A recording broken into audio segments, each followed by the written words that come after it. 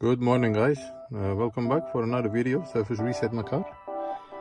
Today we did a Peugeot partner. It's a 2011 model. We did some service and I'm going to show you how to reset this manually, step by step. Okay, this one is very easy, but you have to know it, otherwise it's not possible to reset it, or you have to use a diagnostic tool. Before we start, our YouTube channel is Surface Reset My Car.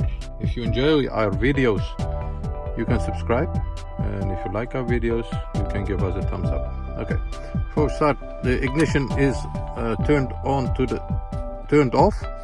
You have two buttons over here. You're gonna use the right one. Press this. The ignition is still turned off. Open the ignition and you see the countdown from 10 to 0, and we have to wait till it's down to 0.